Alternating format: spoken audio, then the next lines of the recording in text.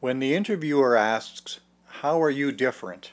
they are inviting you to let them know how you differ from the other candidates who meet the qualifications of the position just as you do. Like many of the questions you are typically asked in an interview, this one is asking in a little different way why they should hire you, and not one of the other applicants. You may be applying along with your fellow students in a graduating class from a college or university. In that case, on paper, you may look a lot alike, especially if all of you lack significant work experience. But you are not all the same. You bring distinguishing qualities from the others, and by this time you should know what they are. The key here is to be memorable, so that at the end of the day or week, when candidates who have been interviewed are considered for a second interview, or even for a job offer, the interviewers don't need to struggle to remember which one you are. Tell them something memorable about yourself.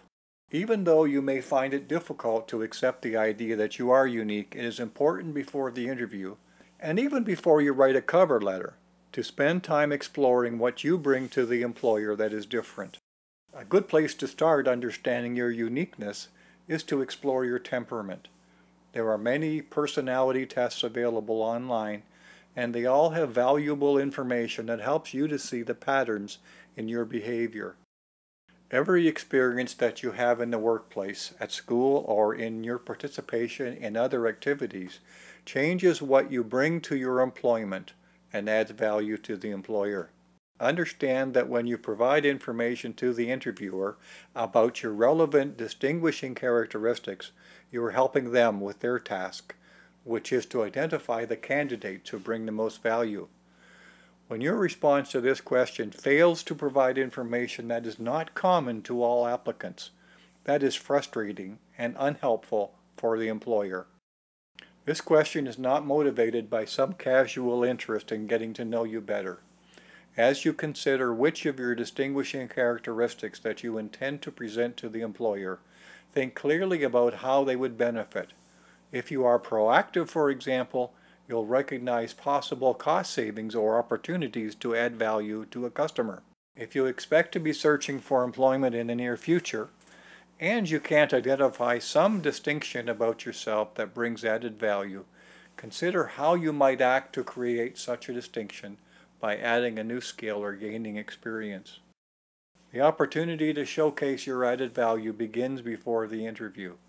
When preparing your cover letter and resume, distinguish in your mind between just meeting the minimum requirements from the job posting and actually providing additional relevant attributes.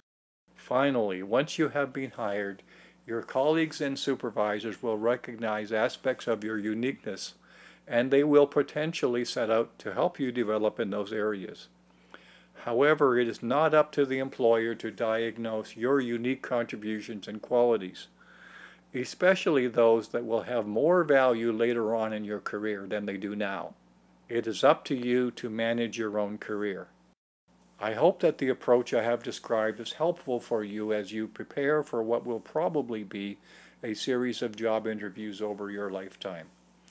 You'll find a blog post at danarmashaw.com that takes some of these ideas a little further.